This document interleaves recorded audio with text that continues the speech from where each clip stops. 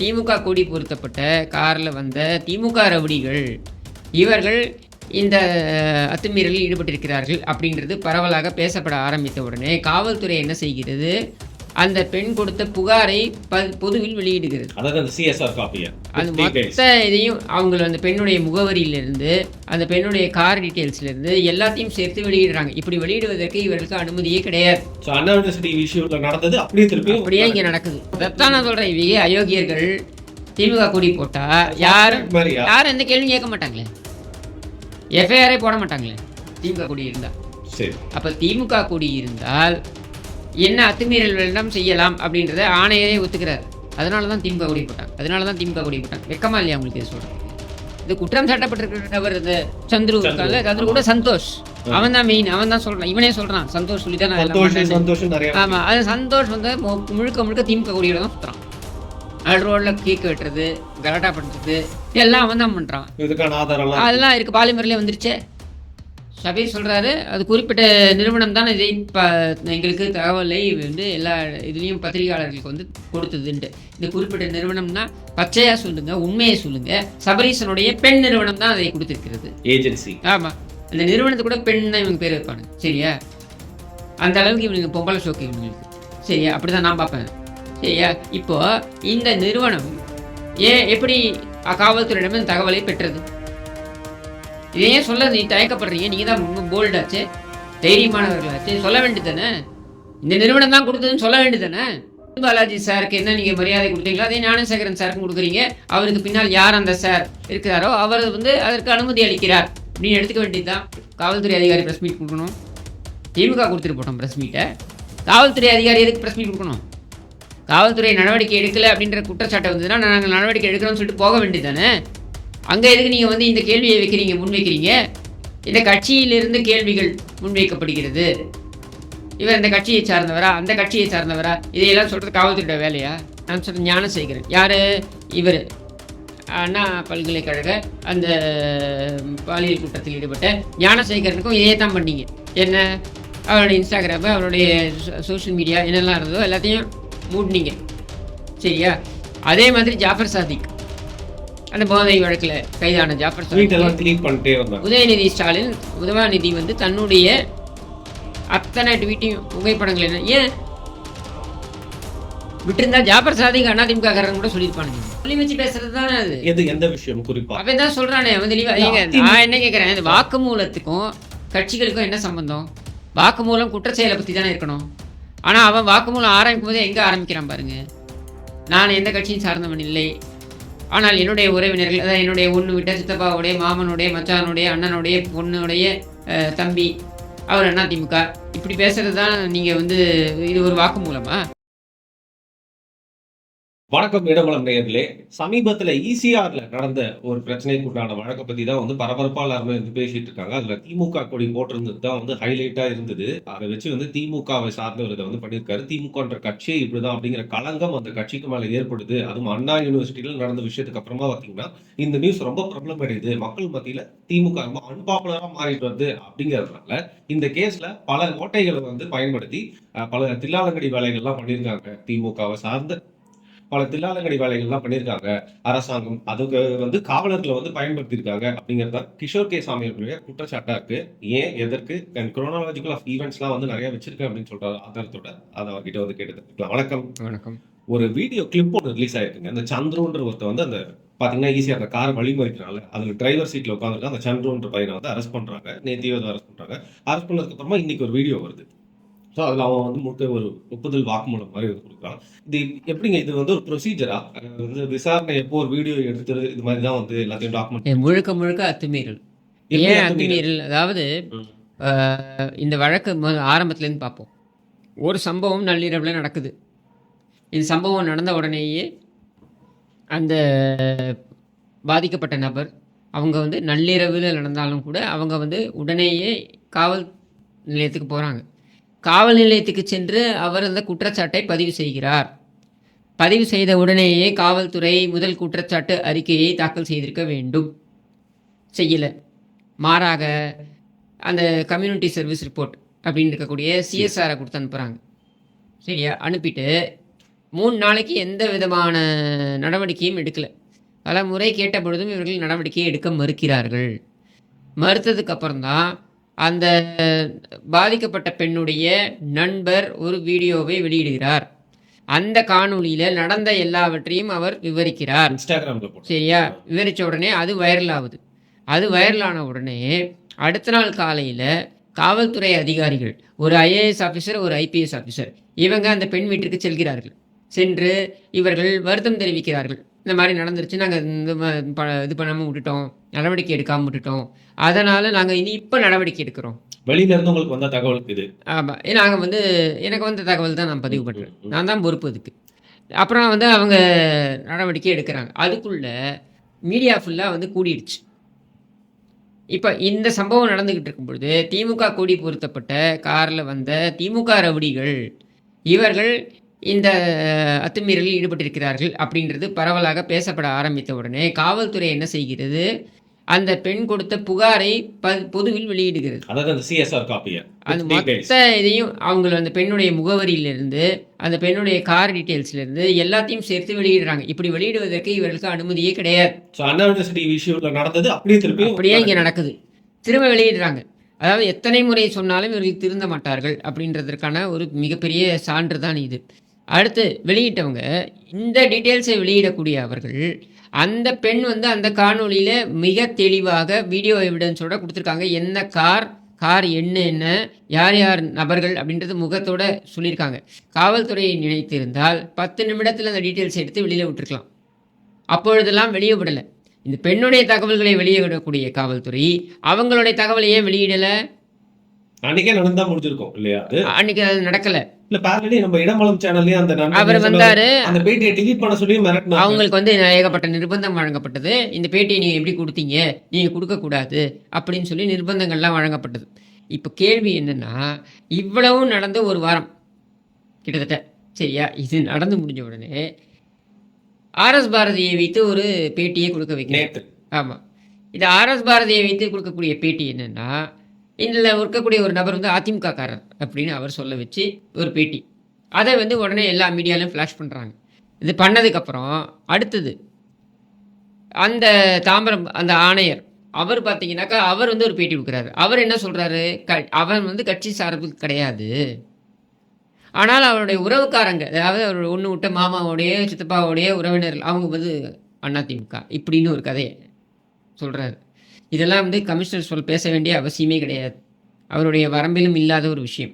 அவர் கட்சி சார்புடையவரா கட்சி சார்பு இல்லையா, இந்த விளக்கங்களை கொடுக்க வேண்டியது கமிஷனுடைய வேலை கிடையாது. குற்றத்தோட முக்கிய ஒரு விஷயமே அது எந்த கட்சியை சார்ந்தவன் இல்லை, என்ன குற்றம் பண்ணிருக்காங்க அவ்வளவுதான். சரியா? நீங்க ஏன் நடவடிக்கை எடுக்கல? 3 நாட்களுக்கு நீங்க ஏன் எஃப்ஐஆர் போடல? இது பிரதான கேள்வி. இந்த விஷயம் வைரல் ஆனதுக்கு அப்புறம் தான் நீங்க எஃப்ஐஆரே போட்டீங்க. இது 2வது கேள்வி. உங்கள் கூற்றுப்படியே இது அதிமுக ஆளாக இருந்தால் உடனே பாஞ்சிருக்க மாட்டீங்களா? தூக்கிருக்கலாமே. உடனே தூக்கிக்கலாமே, தூக்கியிருப்பாங்க. அப்போ மிக தெளிவாக இது ஒரு நாடகம். அதுலேயே அந்த நபர், அந்த சந்தோஷா, அந்த நபர் அவன் சந்துரு சந்தோஷ் இதெல்லாம் எல்லாம் ஒரு அக்யூஸ்ட் இதெல்லாம் கோ அக்யூஸ்ட் தானே. இவன் அந்த தாமு அன்பரசனோட இருக்கக்கூடிய வீடியோ ஆதாரமும் இருக்கு, ஃபோட்டோ ஆதாரமும் இருக்கு. எதுல எந்த தளத்துல இருக்கு? நான் அதையும் கூட ஷேர் பண்றேன் உங்களுக்கு. இப்பயும் இருக்கா? அதே தளத்துல ஆக்டிவா இருக்கு. அவன் இப்போ அது கேள்வி என்னன்னா, அவனுடைய இன்ஸ்டாகிராம் எல்லாத்தையும் முடக்கிட்டீங்க. ஏன் முடக்கினீங்க? உங்களுடைய கூற்றுப்படியே அவள் அதிமுகவுடைய ஆளாக இருந்தால் இன்ஸ்டாகிராமில் தான் எல்லாம் இருக்குமே, ஏன்பா முடக்குறீங்க? நடப்பது திமுக ஆட்சியா அதிமுக ஆட்சியா? உங்களுடைய கூற்றுக்கு வலு சேர்க்கும் விதமாக தானே இருக்கும். ஏன் அவனுடைய இன்ஸ்டாகிராம் இதை முடக்கினீங்க? இதே தான் நீங்கள் குணசேகரனுக்கும் ஞானசேகரனுக்கும் இதே தான். அவர் இல்லை, நான் சொல்கிறேன் ஞானசேகரன். யார்? இவர் அண்ணா பல்கலைக்கழக அந்த பாலியல் குற்றத்தில் ஈடுபட்ட ஞானசேகரனுக்கும் இதே தான் பண்ணீங்க. என்ன? அவருடைய இன்ஸ்டாகிராமு, அவருடைய சோஷியல் மீடியா என்னெல்லாம் இருந்ததோ எல்லாத்தையும் மூடினீங்க. சரியா? அதே மாதிரி ஜாஃபர் சாதிக், அந்த போதை வழக்கில் கைதான ஜாஃபர் சாதிக், உதயநிதி ஸ்டாலின், உதயநிதி தன்னுடைய அத்தனை ட்வீட்டையும் புகைப்படங்கள் என்ன ஏன் விட்டுருந்தா ஜாஃபர் சாதிக் அதிமுக காரங்க கூட சொல்லியிருப்பானுங்க இவனுங்க. சரியா? அப்போது இங்கே ரொம்ப தெளிவாக 7 நாட்கள் நீங்கள் எடுத்துக்கொள்கிறீர்கள் இந்த விஷயத்தை சொல்வதற்கு அப்படிங்கிற பொழுதே நீங்கள் பொய் சொல்கிறீங்க அப்படின்றது தெளிவாகிறது. வருத்தம் என்ன அப்படின்னா, இதில் காவல்துறையை இவர்கள் பயன்படுத்துவது தான் ரொம்ப வருத்தம் அளிக்கக்கூடிய விஷயமா இருக்குது. எந்த விதத்துல பயன்படுத்துறாங்கன்னு அப்போ இந்த மாதிரி ஒரு ப்ரெஸ் மீட்டை காவல்துறை அதிகாரியோட வேலையே கிடையாது. அவன் எந்த கட்சிக்காரன் சொல்கிறதுக்கு காவல்துறையோட வேலையா? அது அந்த சம்மந்தப்பட்ட கட்சிகள் பேச வேண்டிய விஷயம் தானே. நீங்கள் ஏன் பேசுகிறீங்க சார்? உங்களுக்கு என்ன வந்துச்சு இதில்? பேச வைக்கிறாங்கன்னு அதுதான் நிர்பந்திக்கப்படுகிறார்கள். நல்ல அதிகாரிகள் கூட இவர்களுடைய நிர்பந்தத்தின் காரணமாக வேறு வழியே இல்லாமல் அரசியல் பேசும் நிலைக்கு தள்ளப்படுகிறார்கள். அது சென்னை காவல் ஆணையராக இருக்கட்டும், இல்லை இப்போ தாம்பரம் காவல் ஆணையராக இருக்கட்டும், இவையெல்லாம் நல்ல அதிகாரிகள். சரி, ஏன் இவர்கள் நிர்பந்திக்கப்படுகிறார்கள்? ஏன் இவர்கள் அத்துமீறுகிறார்கள்? இது அத்துமீறல் தானே. இல்லங்க, வழக்க ஒருத்தர் கஸ்டடியில் இருக்கும்போது எப்படிங்க பேட்டி கொடுப்பீங்க? அதான் கேட்குறேங்க. உங்களுக்கு தெரிஞ்சு ஒரு 10-15 வருஷம் இதுக்கு முன்னாடி இந்த ஆட்சிக்கு முன்னாடி இந்த திமுக ஆட்சியில கூட இந்த மாதிரி ஒரு கட்சி சாயம் படி இது ஒரு குற்றம் மேல அப்படின்னா போலீஸ்காரங்க பேசுவாங்களா? அபிஷியல்ஸ்லாம் பேசுவாங்களா? நான் பார்த்தது கிடையாது. ரெண்டாவது நான் இன்னும் கேட்குறேன்னா, எப்படி குற்றம் சாட்ட நபருக்கு உயரமா பேட்டி கொடுத்துக்கிட்டு இருக்கான்?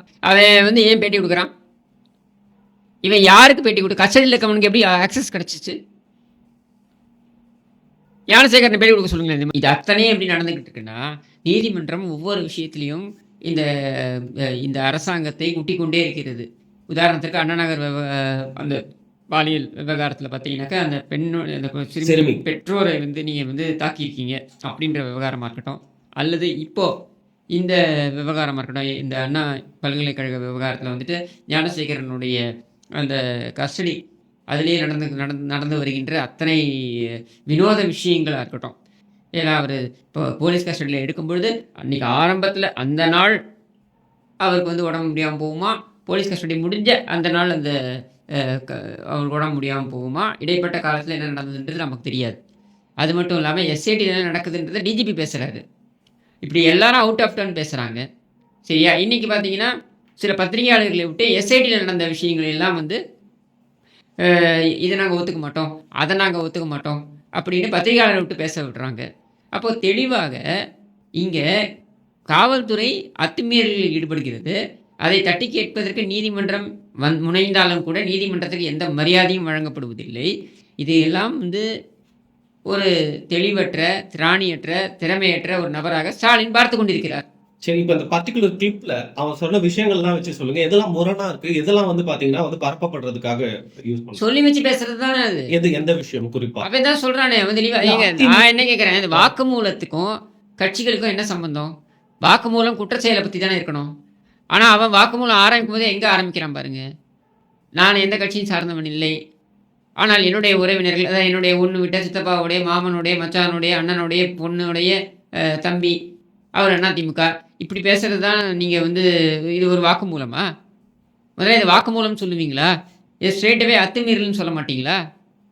எல்லா கட்சியிலையும் யாராவது திமுக தூரத்து இருப்பாங்க, அதிமுக ரைட்டுங்க. நீங்கள் செய்யக்கூடிய வேலையை பாருங்கள். யார் எந்த கட்சியோட இதுன்றது சந்தேகம் ஏன் வருது? திமுக மேலே ஏன் சந்தேகம் வலுக்குது? திமுக மேலே சந்தேகம் வலுப்பதற்கான காரணம் இது மிக தெளிவாக நீங்கள் பார்த்தீங்கன்னா, ஆரம்பத்திலேருந்து, அதாவது கம்ப்ளைண்ட் வந்த உடனே நீ எஃப்ஐஆரை போட்டிருந்தனா சந்தேகம் உன் மேலே வந்திருக்காது. அந்த கம்ப்ளைண்ட் டீட்டெயில்ஸை நீ வெளியிடாமல் இருந்ததுன்னா உன் மேலே சந்தேகம் வந்திருக்காது. கம்ப்ளைனண்டோட வீட்டுக்கு போய் நிர்பந்தம் பண்ணாமல் இருந்ததுன்னா உன் மேலே சந்தேகம் வந்திருக்காது. அட்ரஸ் சொல்லி அனுப்புற மாதிரி தானே அது. இதையெல்லாம் நீ பண்ணியிருந்தனா உன் மேலே சந்தேகம் வந்திருக்காது. ஆனால் மாறாக நீங்கள் வெயிட் பண்ணுறீங்க. நீங்கள் வெயிட் பண்ணி இதை எல்லாத்தையும் நீங்கள் கொண்டு ஒரு ஸ்கிரிப்ட் ஒன்று ரெடி பண்ணி, இதுக்கு உங்களுக்கு ஒரு ஆஸ்தான அல்ல ஆர்எஸ் பாரதியை வச்சுக்கிட்டு நீங்கள் உடனே அது அதிமுக மேலே திருப்பலான்னு நீங்கள் முயற்சி பண்ணுறீங்க. உங்களுக்கு நல்லா தெரியும் இது உங்கள் மேலே திரும்புன்ட்டு. ஏன்னா திமுக உங்களே பயன்படுத்துகிறது. ஏதாவது ஆரம்பத்துலேன்னு சொல்கிறேன், ஞானசேகர் விவகாரத்துலையும் சொல்கிறேன், இந்த விவகாரத்துலையும் சொல்கிறேன், திமுக காவல்துறையை முறைகேடாக பயன்படுத்துகிறது. இது காவல்துறையை பலிகடாவாக்குகிறது. ஆட்சி இன்னைக்கு வரும், நாளைக்கு போகும். இந்த ஆட்சியாளர்கள் நிரந்தரமா? அது காவல்துறைக்கும் தெரியும். அதனால தான் முதல் நாள் பார்த்தீங்கன்னாக்க அந்த ப்ரெஸ் மீட்டை கொடுக்குறாரு. இதுக்கு ப்ரெஸ் மீட் கொடுக்க வேண்டிய அவசியமே இல்லை. எதுக்கு காவல்துறை அதிகாரி ப்ரெஸ் மீட் கொடுக்கணும்? திமுக கொடுத்துட்டு போட்டோம் ப்ரெஸ் மீட்டை. காவல்துறை அதிகாரி எதுக்கு ப்ரெஸ் மீட் கொடுக்கணும்? காவல்துறை நடவடிக்கை எடுக்கலை அப்படின்ற குற்றச்சாட்டை வந்ததுன்னா நாங்கள் நடவடிக்கை எடுக்கிறோம்னு சொல்லிட்டு போக வேண்டியது தானே. அங்கே எதுக்கு நீங்கள் இந்த கேள்வியை முன்வைக்கிறீங்க? இந்த கட்சியிலிருந்து கேள்விகள் முன்வைக்கப்படுகிறது. இவர் இந்த கட்சியை சார்ந்தவரா, அந்த கட்சியை சார்ந்தவரா, இதையெல்லாம் சொல்கிறது காவல்துறையோட வேலையா? யார் எந்த கட்சியில் இருக்காங்கன்றது சொல்கிறது காவல்துறையோட வேலையா? இல்லைல்ல. அப்போது நீங்கள் எதுக்கு பேசுகிறீங்க? நீங்கள் அவுட் ஆஃப் டர்ன் பேசுகிறீங்க. நீங்கள் எதுக்காக வந்து பேட்டி கொடுத்துக்கிட்டு இருக்கீங்க? இதைத்தான் நீதிமன்றம் சுட்டி காண்பித்து கொண்டே இருக்கிறது. காவல்துறை எதற்காக இது போன்ற பேட்டிகளை கொடுக்க வேண்டும் கேட்டுட்டே இருக்காங்க. ஆனால் அதுக்கு தொடர்ந்து இந்த அத்துமீறல் நடக்குது. ஏன்னா நிர்பந்தம். நான் திருப்பி சொல்கிறேன், நல்ல அதிகாரிகள், ஆனால் இவர்கள் நிர்பந்திக்கப்படுகிறார்கள். ஆனால் அவர்களுக்கு தெரியும். அதனால தான் இந்த வாக்குமூலத்தில் பார்த்தீங்கன்னா ரொம்ப கிளியராக அந்த பையனை விட்டு சொல்ல வர்றேன், நான் அதிமுக சார்ந்தவன் கிடையாது. ஐயா உறவுக்காரங்கன்னா யார்? நான் எந்த கட்சியை சார்ந்தவனும் கிடையாது. அப்போது இவங்களுடைய நோக்கம் அந்த பெண்ணுக்கு பாதிப்பு ஏற்பட்டிருக்கு, அதை சரி செய்ய வேண்டும்னு இல்லை. எங்கேயாவது கேள்விப்பட்டிருக்கீங்களா ஒரு பாலியல் கூட்டத்தில் கஸ்டடிக்கு எடுக்கப்பட்ட நபர் பேட்டி கொடுத்து பார்த்துருக்கீங்களா? எங்கேயாவது கம்ஃபர்டபுளாக உட்காந்து போலீஸ் கஸ்டடியில் வந்து எவனாவது பேட்டி கொடுப்பானா? இந்த மாதிரி இந்த வீடியோ எப்படி வெளியில் வரலாம்? இதையும் இந்த நீதிமன்றம் வேடிக்கை பார்க்க போகிறதா? இந்த வழக்கு எப்படி நீதிமன்றத்துக்கு மேலே போகும்? மீடியா ட்ரையல் இல்லையா? நீங்க விசாரணையை மீடியாவில் நடத்துறீங்களே, இன்ஃப்ளூயன்ஸ் பண்ணுமா டைரக்டா? நீங்க வழக்கு விசாரணையே மீடியாவில் நடத்துறீங்கல்ல. மீடியா ட்ரையல் மீடியா முடிவு பண்ணிட்டோம். அப்போ பாலிமரோ எந்த டிவி ஒளிபரப்பையோ எந்த டிவி பேட்டி எடுத்தார்களோ அவர்கள் முடிவு செய்வார்கள். அப்புறம் எதற்கு நீதிமன்றம்? அப்புறம் எதற்கு காவல்துறை? காவல்துறை இதுக்கு துணை போகிறது. ஒருத்தனை கைது செய்து, அவன் நல்லா தெரியுது அந்த ஜீப்பில் உட்காந்து தான் பேசுகிறான்.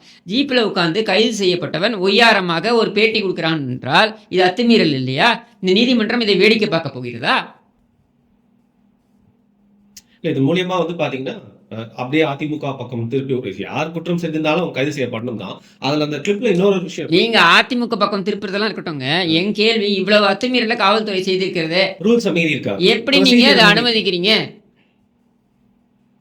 நீங்க நினைத்தால் எதை வேணாலும் செய்யலாமா? அப்ப ஞானசேகரனுக்கு நீங்க விஐபி ட்ரீட்மெண்ட் கொடுத்துக்கிட்டு இருக்கீங்க, சரியில்லை அப்படின்னு சந்தேகம். ஆமா, அதற்கான அத்தனை சாத்தியக்கூறுகளும் இருக்கு. சரி, செந்தில் பாலாஜி சாருக்கு என்ன நீங்க மரியாதை கொடுத்தீங்களோ அதே ஞானசேகரன் சாருக்கும் கொடுக்குறீங்க. அவருக்கு பின்னால் யார் அந்த சார் இருக்கிறாரோ அவர் வந்து அதற்கு அனுமதி அளிக்கிறார் அப்படின்னு எடுத்துக்க வேண்டியதுதான். அவங்க பிரிட்டிஷ் வந்து நம்ம ஊர் அரசியல் தெரிஞ்சா சார்ன்ற வார்த்தை இப்படிலாம் பயன்படுத்திருக்காங்க. சார் பட்டம் அப்படின்னு கொடுத்துருந்தாங்களே அப்பெல்லாம். அது மாதிரி இப்ப சார் பட்டம் வந்து திமுக இருக்கக்கூடிய அத்தனை அயோக்கியர்களுக்கும் கொடுக்கணும். ஏன்னா இவர்களுக்கு துணை நிற்பது காவல்துறை. சரி, இப்ப அந்த கிளிப்ல இன்னொரு விஷயம் சொன்னான்னு கேட்டீங்களா? அந்த டோல் பூத்தை கடக்கிறதுக்காக திமுக கொடி போட்டு. சோ அதுல இன்னொரு உண்மை என்னன்னா, அதான் சொல்றேன், திமுக கொடி போட்டு. அதான் நான் சொல்றேன், இவங்க அயோக்கியர்கள் திமுக கொடி போட்டா யாரும் எந்த கேள்வியும் கேட்க மாட்டாங்களே, எஃப்ஐஆரே போட மாட்டாங்களே திமுக கொடி இருந்தா. சரி, அப்ப திமுக கொடி இருந்தால் என்ன அத்துமீறல் வேண்டாம் செய்யலாம் அப்படின்றத ஆணையரே ஒத்துக்கிறார். அதனாலதான் திமுக கொடி போட்டாங்க. வெக்கமா இல்லையா உங்களுக்கு இது சொல்றதுக்கு? இது வேற ஒரு ஆட்சியில் நடக்குமா? வேற ஒரு ஆட்சியில் வந்து அதிமுகவுடைய ஆட்சியில் வந்துட்டு இது மாதிரி வந்து ஒரு ஆணையர் சொல்லுவாரா? அதிமுக கொடியை வைத்ததுக்கு காரணம் அவர் அப்போதான் அத்துமீறலாம் அப்படின்னு போட்டாங்கன்னு சொல்லுவீங்களா? கடைசியமா இல்லை உங்களுக்கு? திமுக கொடியை வைத்தால் என்ன அத்துமீறல் வேணா ஈடுபடலாம் அப்படின்றத நீங்களே ஒப்புதல் வாக்கு மூலமா கொடுக்குறீங்க. கடைசியா ஒரு விஷயம், நேற்று உங்களை சந்திக்க முடியாம போயிடுச்சு. இது குறித்து நேத்தியே வந்து பேட்டியில் உட்கார்ந்து தான் கேட்டிருப்போம். இந்த சென்னை பத்திரிகையாளர் சங்கம் வந்து பாத்தீங்கன்னா ஒரு போராட்டம் ஒன்று பண்ணாங்க. ஸோ அந்த போராட்டத்துல எந்த அளவுக்கு நீங்க நியாயத்தை வந்து பாக்குறீங்க? அவங்களுடைய அந்த போராட்டம், அவங்களுடைய கோஷங்கள் அப்படிங்கிறதுல எந்த அளவுக்கு உண்மைகள் பாக்குறீங்க? அவங்களுக்கு பிரச்சனைன்னு வந்தா போராட்டம் பண்ணுவாங்க. அதுவும் அவங்களுடைய குழுவுக்கு பிரச்சனைன்னு வந்தா போராட்டம் பண்ணுவாங்க. சரி, அதுவும் யாருக்கு எதிராக போராட்டம் பண்றாங்க? எஸ்ஐடி எதிராக போராட்டம் பண்றாங்க. திமுக எதிராக போராட்டம் பண்ணல. எஸ்ஐடி சில கேள்விகளை கேட்குது. நீ எப்படி தரவிறக்கம் பண்ணணும்னா உங்கள்கிட்ட தகவல் வரணும். இந்த தகவல் உனக்கு எங்கிருந்து வந்ததுன்ட்டு. அதில் பார்த்தீங்கன்னாக்கா அவர் ஷபீர் அகமது ஒன்று பேசுகிறாரு. அந்த வீடியோ கிளிப்பையும் போடுங்க. என்ன சொல்கிறாரு பாருங்க. ஒரு குறிப்பிட்ட ஏஜென்சி, இந்த நிறுவனம் தானே இதை வெளியிட்டது. ஷபீர் சொல்கிறாரு அது குறிப்பிட்ட நிறுவனம் தான் இதை எங்களுக்கு தகவலை வந்து எல்லா இதுலேயும் பத்திரிகையாளர்களுக்கு வந்து கொடுத்ததுன்ட்டு. இந்த குறிப்பிட்ட நிறுவனம்னா பச்சையாக சொல்லுங்க, உண்மையை சொல்லுங்க.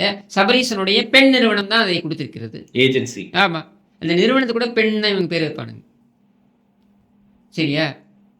அந்த அளவுக்கு இவனுங்க பொம்பளை ஷோக்கு இவனுங்களுக்கு. சரியா? அப்படி தான் நான் பார்ப்பேன். சரியா? இப்போ இந்த நிறுவனம் எப்படி காவல்துறையிடம் இந்த தகவலை பெற்றது?